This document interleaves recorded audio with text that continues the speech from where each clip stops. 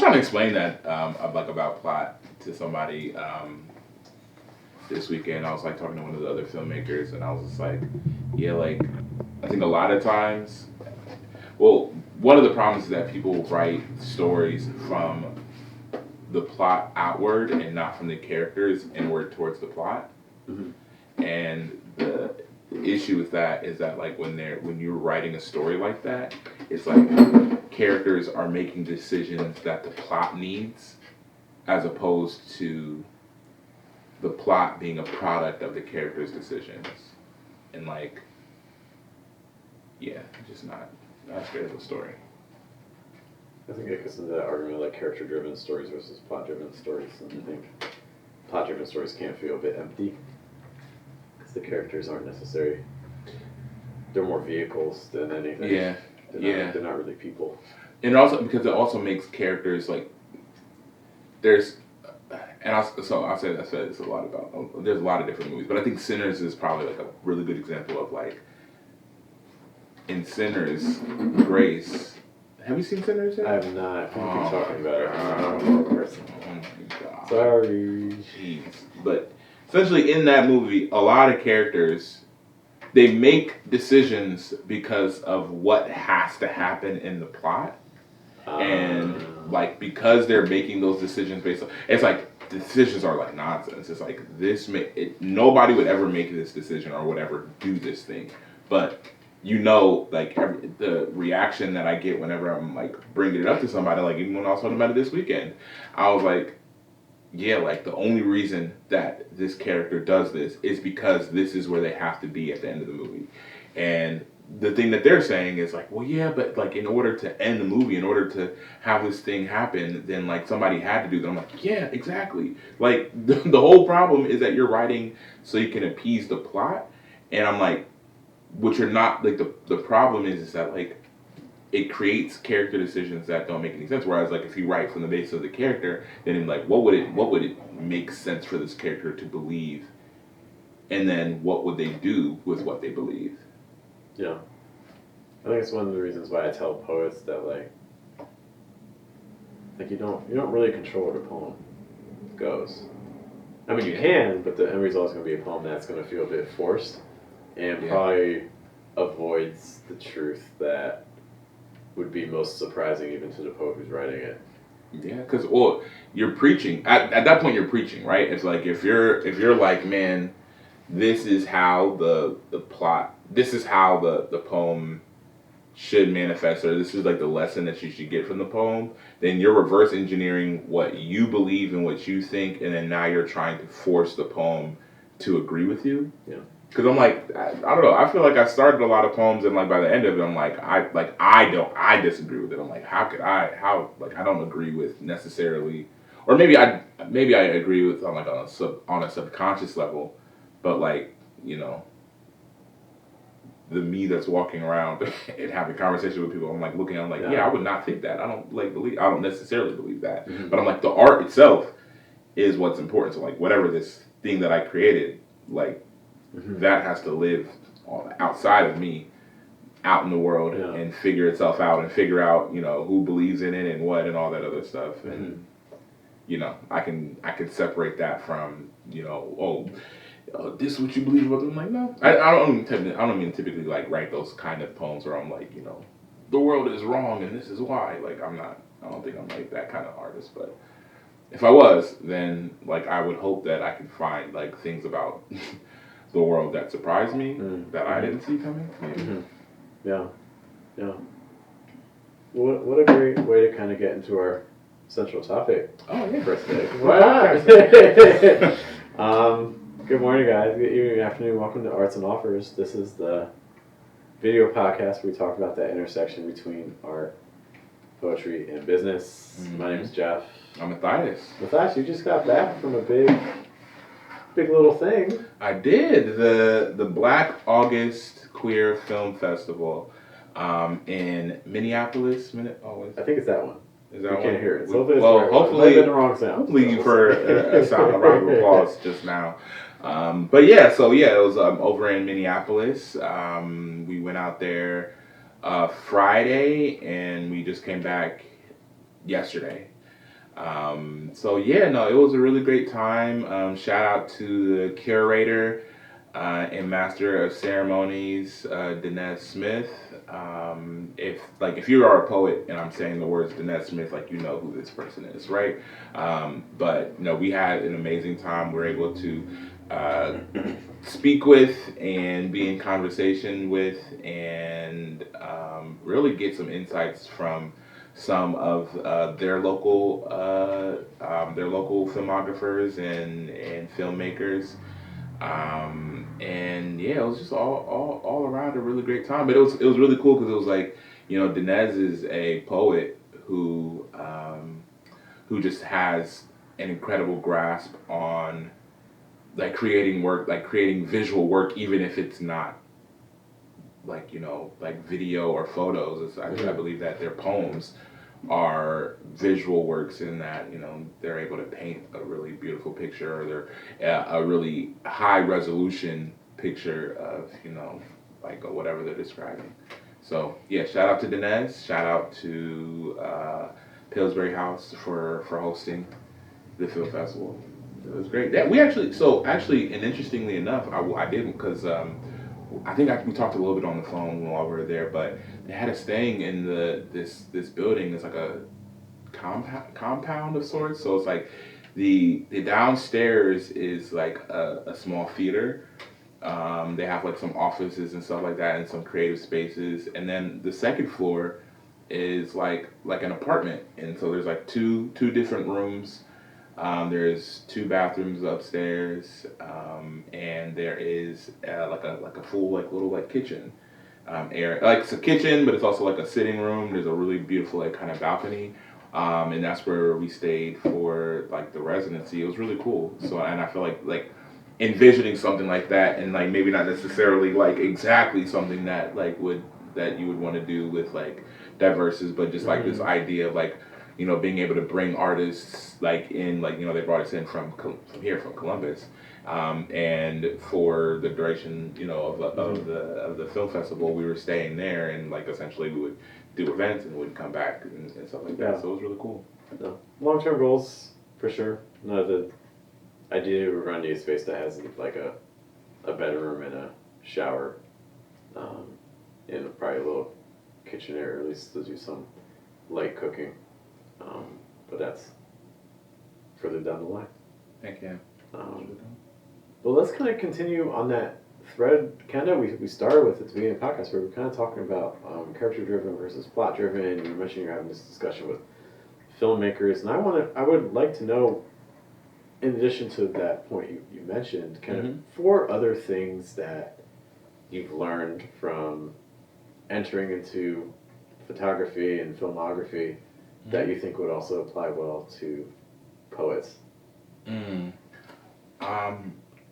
So I think one of the really interesting things about the work or about the film festival is that all of the filmmakers were also poets, right? So I think it was like a really interesting kind of space to be in, because it's like naturally we're speaking to each other on 2 different dimensions, right? We're thinking about the film, and then we're also thinking about the poem, and then we're also thinking about like how to integrate the poem into the film in an interesting way. And I think advice that I would give anybody is doing your best to think about your work in at least one other dimension than just the page. I would try to go for 5 or 6, you know what I mean? Like as many as possible for sure, but at least one other dimension other than just the page. And what I mean by that is there was a few other filmmakers that like that. Well, I was able to like touch bases with like all the filmmakers there, but one of the other filmmakers, and their name is failing me right now, but when she was creating, she was talking about like creating like the work and like the poems and stuff, like the poem that is around the work, and she was talking about how the part of the intent was to kind of create this like French noir, film noir kind of dynamic around their poem, but they're thinking about that while they're creating the poem, and while they're creating like the poem, they're creating the film.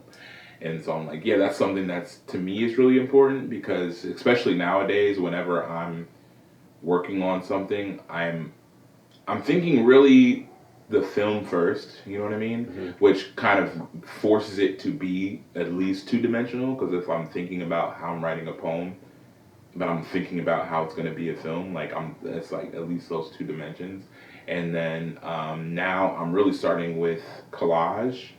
I Yeah, collage has been like a really cool kind of dimension to kind of jump into, just because like I feel like it's a little bit even less expected in the process. Like I don't really know what I'm gonna find next, or I'm gonna place next, or how it's gonna place, or how it's gonna look. And I think I make a lot more alterations when it comes to collage, like prior to like the final kind of placement, than I do with pretty much than I have with pretty much anything else. So yeah, just doing your best to kind of think about your work in multiple dimensions. Why do you think that's advantageous to any artist, really?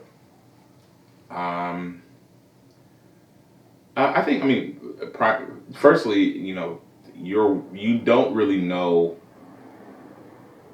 which one of these avenues that your work is gonna like hit somebody in. You know what I mean? And so somebody they might fully pass by your book. You know what I mean? But they might see your poem on YouTube, or they might see it at a film festival, or they might somebody else might say like I don't want to say it's unfortunate, because it's like it's just the way things are. But people are much more likely to come across like a video presentation, like however your poem is presented via video, than they would if your poem is like just in a book somewhere, right? So if you are trying to figure out like how can I get my work in front of as many people as possible, one of the ways is like just pushing whatever avenue that you're already in as hard as possible. But another way is also trying to figure out, okay, well, right now my poem is it's just a poem. It's on the page. Like, so I would take, for example, so the primary artist that I work with is my wife, right? And she has a poem, Ajane Dawkins. She has a poem in her book Blood Flecks, called How to Witness a Miracle. And How to Witness a Miracle is a really great. It's a really great poem. Not like in my estimation for sure, but it was already published. It was like published once prior to the book even coming out, and so now it's published in like that publication, as well as the New Delta Review, and then and it was really popular. People really loved the poem, and now the poem is in a like in a video. So like now it's like the name of our film that we just showed is also called How to Witness a Miracle. So it's like there's so you don't really control, how people encounter your work, but just giving them as many ways to encounter your work is, that just gives you the best chance of like reaching somebody. And then I also think that, you also find out different things about your work depending on like the avenue that you're presenting it in. I think I've learned a lot about myself as a writer when I've worked on like video treatments for like my own work, because I'm like thinking now like, oh, like this is how I would depict it, and this is how I would change it up. And it's also like you're taking something that on the page is like their interpretation. Is like the people can interpret this visual however they want, and then you're taking it from there. Now you're putting it in a video, which kind of takes away a little bit of that mystery, I would say. But and sometimes that's good. Like sometimes it's like now I have a firm vision of like this, and now I can like fold it out as much as possible. So yeah, and people can also have their preferences, and then people can be like, well, I like the page better, I like this better. So it's like you also give people like an additional layer of conversation to have. Mm-hmm. That almost sounds like a third thing, just learning about when you incorporate different mediums, you meet different audiences where they're at. Yeah. And it's also, for what it's worth, I think that younger, like there is, depending on like maybe your content, right? But younger artists share, like, I mean, and maybe it's everybody, but I'm thinking about like our encounters so far, like the youth, like reading them a poem is like great, and like I would very much encourage, whenever you get a chance, whenever you're in an opportunity, like kids reading poems, and then poets out there reading poems to kids, making sure that they know that there's poets out there that love poetry, and that like care about poetry and care about what poetry is doing and where poetry is going. But yeah, outside of that, I think that like young people, they're this is a video generation, right? Like they got TikTok, they got Instagram, they got all these things that's like very video presenting, and so if they can encounter that as a like poetry in that medium, so like you can encounter them where they're already going to be at a huge amount. I don't know what everybody's screen time looks like, but a lot of times they're like on TikTok all day, or they're on Instagram, YouTube all day. And I'm like, if they can encounter poetry in that venue where they're already going to be, it's just going to be better for them, better for you too.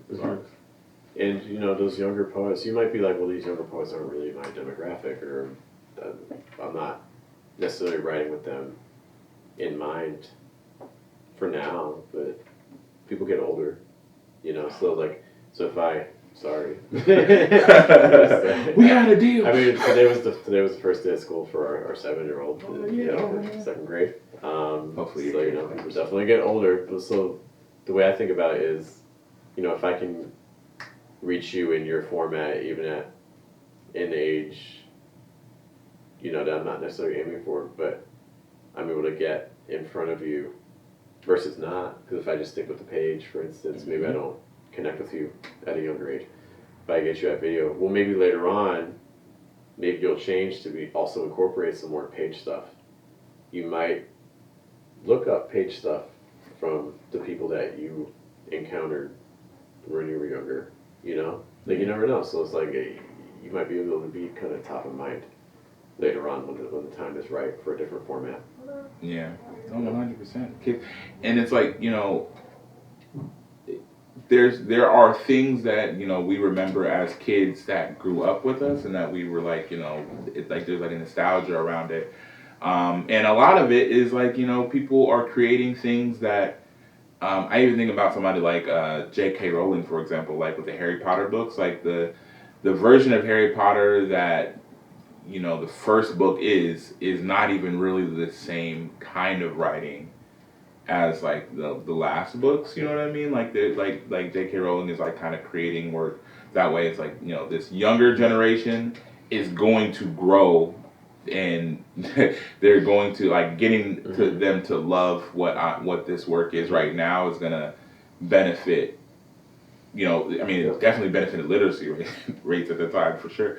But it's going to benefit, yourself as an artist, because it's like, I'm not saying that you have to necessarily create children's work necessarily, but creating work that, I mean, we even talk about this all the time when it comes to like films. Like the best children's movies are movies that like adults can understand and grasp and have a good time with as well, because like now I want to take my kids, because I kind of want to see the movie, and now I want to take these kids to the movies, and then kids shows too. Yeah, kids shows. Bluey is the show. Bluey is the show. Like I don't. Shout out to Bluey, man. Bluey has the parents for sure. Like Bluey's legit. And I think I'm glad you brought up.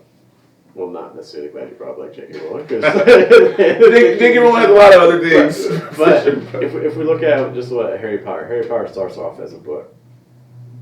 When it's written, we're probably not imagining the success of also the audiobooks. Yeah. We're probably not imagining the movies. We're probably not imagining the plush toys, the merchandising, the play, the stickers, the bookmarks, the author, like all those things are all offshoots. Like look at what it's kind of turned into. And I mean, I think with what you did with Ajane's poem, it just kind of demonstrates that any poem can also take off that sort of life. And in fact, I remember at, I think I mentioned this before when I was at Comic-Con, shout out to Mary Alice, you know, she sometimes would raise the idea like, hey, I want to write like the $1 billion poem. And like no one would take her seriously.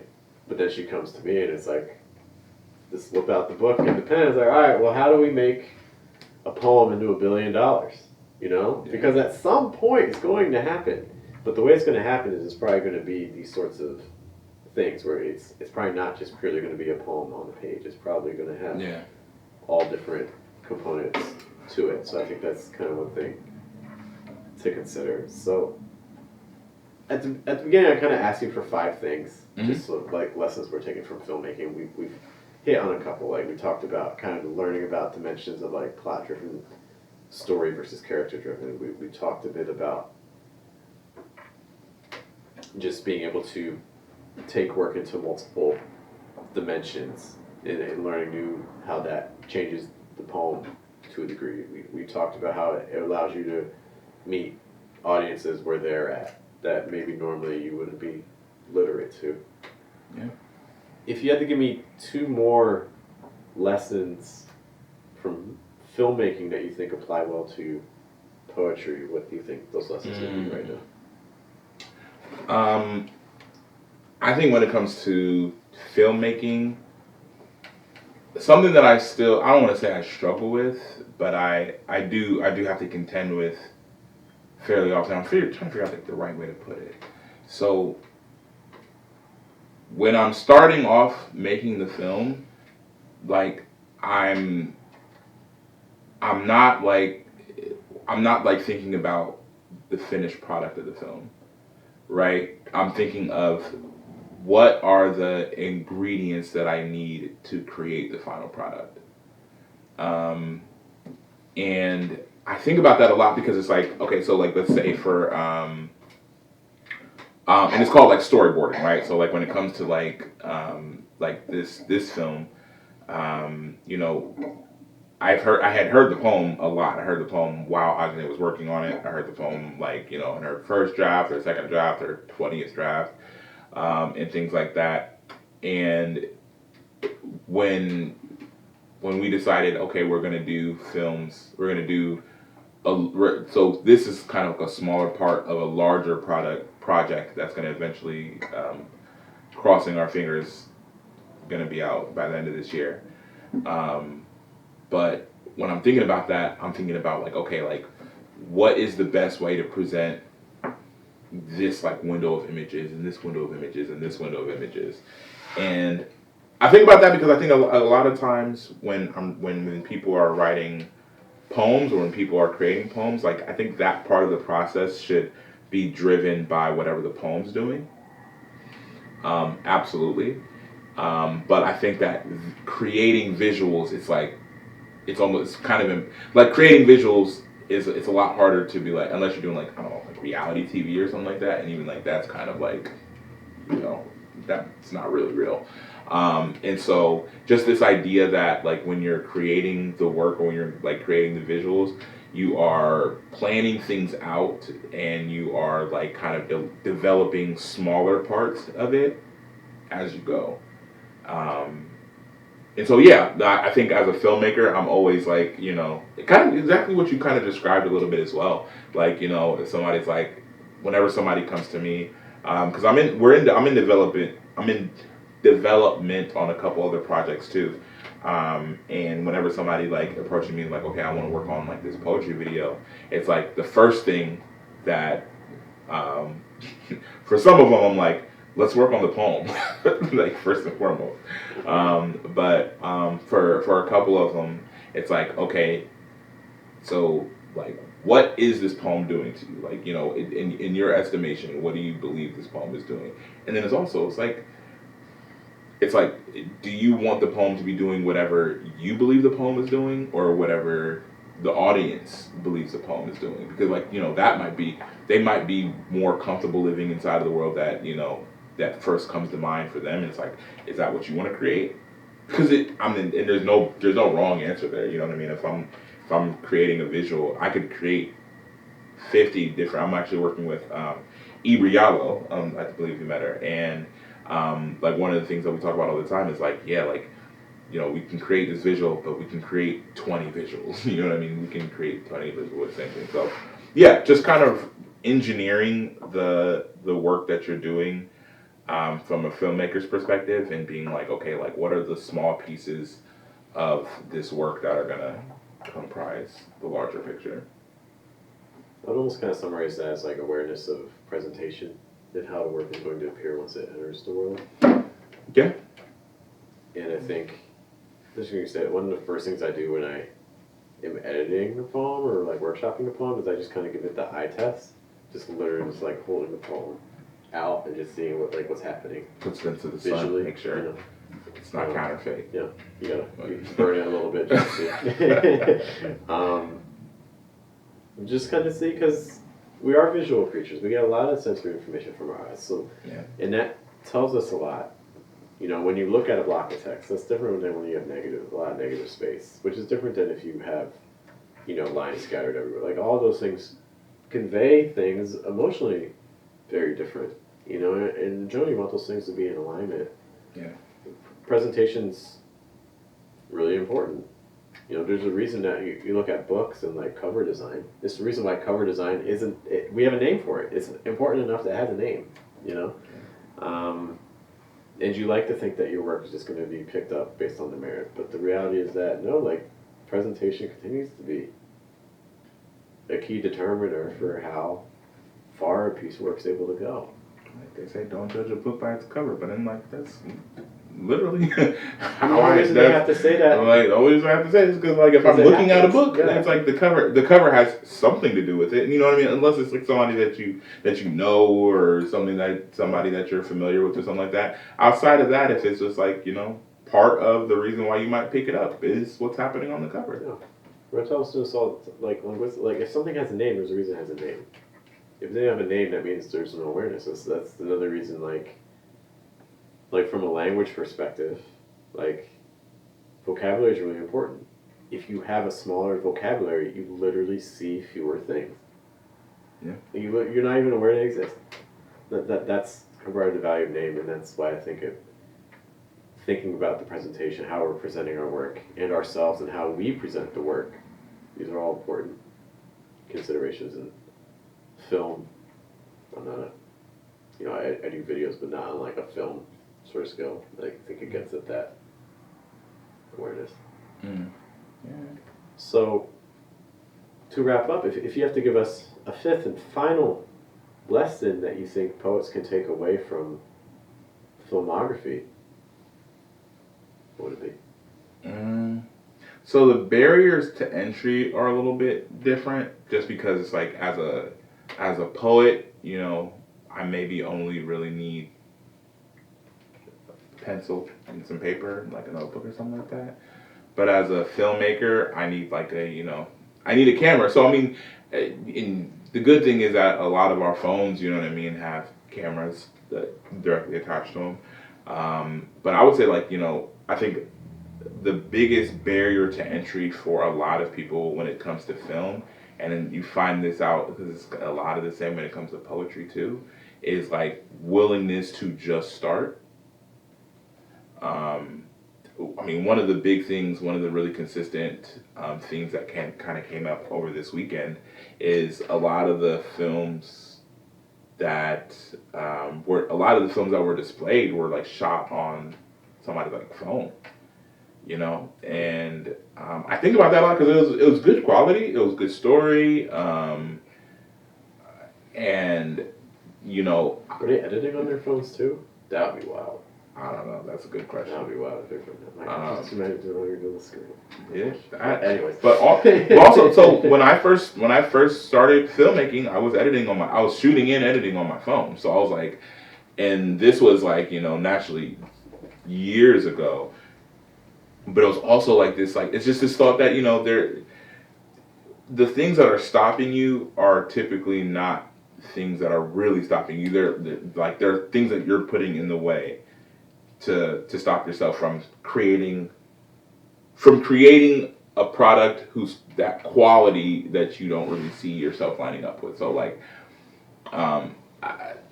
So I'll say this. So like, there's like there's like stuff that I made when I was like just shooting on my phone. That I'm like, I know the difference in quality. I know the difference in sound design. I know the difference in like, some of the things I would cut shorter, longer transitions. Like I used to love a dissolve. Ah, my God.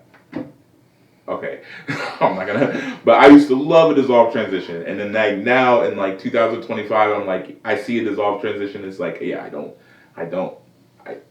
It's not needed. I just cut. You can just cut. You could be in the next scene now. And I think about that a lot because I'm like, I think that as as somebody who was creating in years before, I'm like, if I would have let my current aesthetic and taste be the barrier to what I created back then I probably don't have my current aesthetic and taste. Probably don't know what I like and don't like and things like that. And filmmaking is like such a. I think it's an art that feels. There's so much work that goes into like any presentation of it, right? So it's like if I'm making a film, it's, by the time I'm presenting it, I put in, I don't know, probably upwards of 20 hours on, like at least, you know what I mean, on the edits and everything, so that by the time I'm presenting it to the world, it's like there's like some real care and consideration that went behind it. Whereas like with a poem, like I could, and I'm not saying that you have to, right? But like I could literally write a poem in like 15 minutes, and I will do it at an open mic somewhere. You know what I mean? And like I'll perform it there, or I'll perform it like at a show. You know what I mean? I've had shows where I'll look at my set list and I'm like, dang, like I have this idea for a poem right now. Let me just write it down, and I'm gonna test it out in there. And so it's like things are just so kind of different between like film and poetry in that way. But I think in both respects, it's like this idea that I'm not gonna let the quality that I'm not able to reach or attain right now stop me from putting things out and from creating. I don't know. We just recently got the like kind of the film camera, the FX3, and then like I feel like when we got that film created a like the gap between that camera and like my initial prime camera is like night and day. You know what I mean?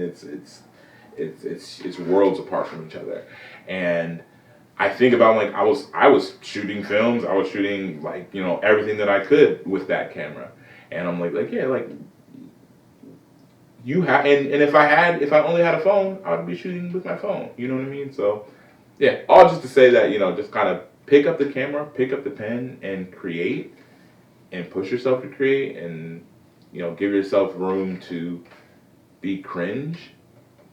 I think I posted this like a couple days ago. I'm like, but if you could be comfortable being cringe, you can pretty much do anything in this world. Like, just if you can look not great for a little bit, so you can have some lasting sustainability. Like, oh, you can do anything.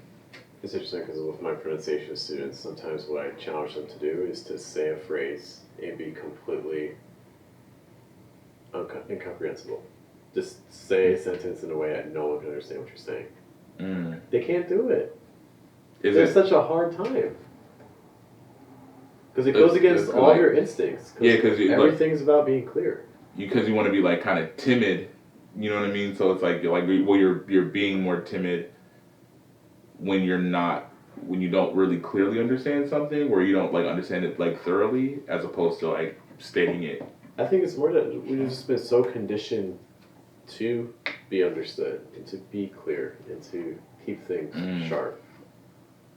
We haven't been conditioned to. We've been conditioned to be afraid of being misunderstood.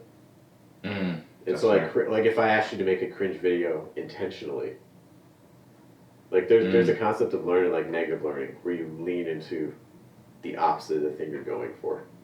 Yeah. So it may actually be helpful for your first poem or your first video to be like, make the worst video you can. Some of us are doing it on accident. But that's the thing, because by doing that intention, you start understanding things more. You start understanding the other side more. You know? So it's like, I wouldn't even just say, I wouldn't say, be cringe. I would say like be the most cringe you can intentionally, because the reality is it's probably gonna be hard for you to do that. Yeah. You know, you'll probably actually learn more about what it actually means. Yeah, leaning over to those kind of extremes helps you kind of understand like kind of the remedy and like the middle that you maybe you have a little bit of a hard time kind of accessing. Yeah. But cool. So Mathias, thank you for this discussion again. These have been 5 things that people who are just being in film kind of taught us about. Also being a poet. If this applies to you, anyone here is doing a different medium, whether it's painting, filmography, maybe even just other genres of writing, and you have some lessons that apply to poetry, we'd love to hear those as well. Otherwise, we'll see you guys in the next episode of Arts and Offers. Once again, my name is Geoff. I'm Mathias. Thank you, Sarah. Thank you, guys. We'll see you later. Have a good day, have a good night, and a good afternoon.